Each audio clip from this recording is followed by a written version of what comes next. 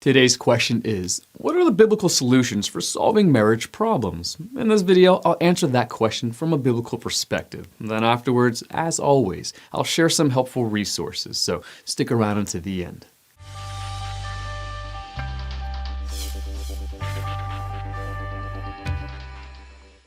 Marriage is the most intimate relationship two human beings can experience, second only to a relationship with God.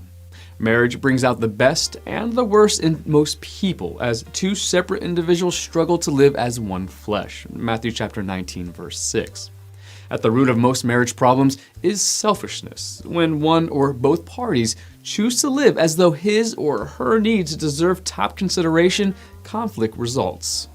There are specific verses that address behavior of both husbands and wives. Some of those are 1 Peter chapter 3 verses 1 through 8, Colossians chapter 3 verses 18 through 19, and Titus chapter 2 verses 3 through 5. Although not addressing marriage directly, Philippians chapter 2 verses 3 through 13 is an excellent recipe for resolving marriage problems. This passage tells us to adopt the attitude Christ demonstrated when he set aside his rights and privileges as the Son of God and came to earth as a humble servant. Verses 3 and 4 say, "Do nothing out of selfish ambition or vain conceit, but in humility consider others better than yourselves. Each of you should look not only to your own interests, but also to the interests of others." When that exhortation is applied to marriage, almost any obstacle can be overcome. Certainly, seeking counsel from a pastor or Christian marriage counselor is a biblical thing to do. See Proverbs chapter 19, verse 20. Getting counseling is an excellent way to clear misconceptions about marriage roles, to see a situation from another viewpoint, and to distinguish between God's standards and those of the world. Ephesians chapter 5, verses 21 through 33 gives specific instructions for both husbands and wives. A husband is to love his wife as Christ loves the church and gave himself for her, verse 25. Such self-sacrificing love creates an atmosphere in which a wife can more easily submit to her husband's leadership. When a husband is committed to demonstrating love for his wife, and a wife is committed to graciously allowing her husband to lead, the marriage will work.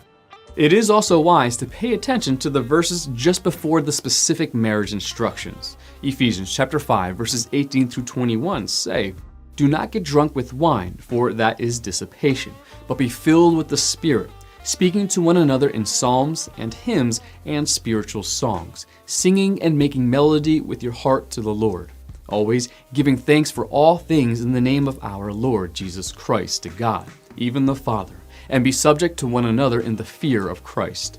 Notice all the commands that precede the marriage instruction. All Christians are to refuse to get drunk, be filled with the Spirit, encourage each other, sing hymns and songs of praise, have an attitude of continual worship, live in a spirit of gratitude, and submit graciously to each other.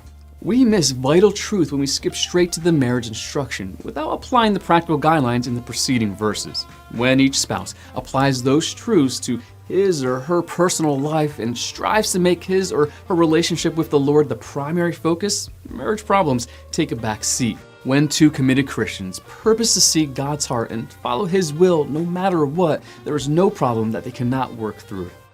Want to learn more? Subscribe so you don't miss the next video. Visit gotquestions.org for more great content, and check out the details section below this video. There's one book I recommend, along with several related questions. If you'd like to learn about Bible Munch, or if you're interested in bite-sized devotionals, subscribe to Bible Munch on YouTube. It's linked right here. Now remember, you got questions? The Bible has answers, and we'll help you find